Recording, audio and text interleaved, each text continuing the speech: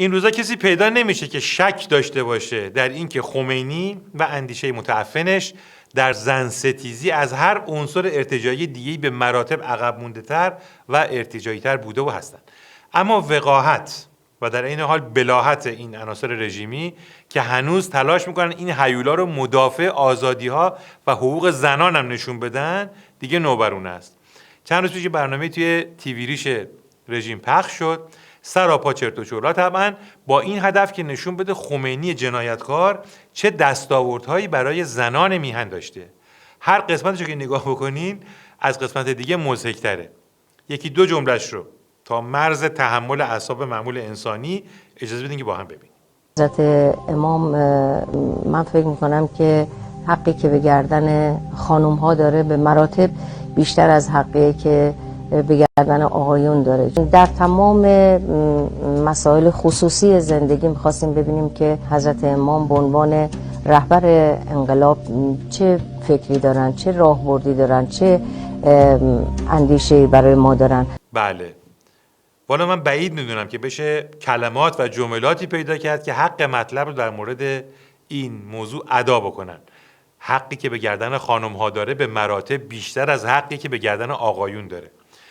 به هر حال این نفرات رژیم که ادا و اطوار میمونی هم در میارن و جست ترقی خواهی در رابطه با حقوق و آزادی های زنان میگیرن، واقعا یه چیزی دیگه، مثل همین بزبز قندی نظام که بحث میکنه برای نشون دادن به اصطلاح جایگاه زن در دیدگاه ارتجاعی خودش و همپالکیاش که واقعا شنیدنیه. بلاهت نهادینه شده در استدلال رو لطفا خودتون تماشا بکنین، چون واقعا توصیفش برای من آسون نیست. گفت حرف آخر رو تو خانواده مسلمان مرد میزنه، اما اون حرف آخر چیه؟ میگه هرچه خانومم بگه. اون جمله نهایی ولی مرد باید بگه. ولی اون اینه،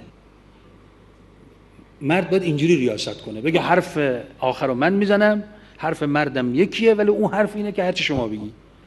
فرمان مؤمن حقیقی کسی است که حتی اشتهای زنش و خانوادهش رو بر میل خودش در حتی مسائل ساده‌ای مثل که نهار چی بخوریم مقدم بداره، بر زنش تحمیل نکنه. واقعا مبارکه، واقعا مبارکه. آقای دکتر بزبز قندی واقعا سنگ حموم گذاشتن. ببخشید سنگ تموم گذاشتن.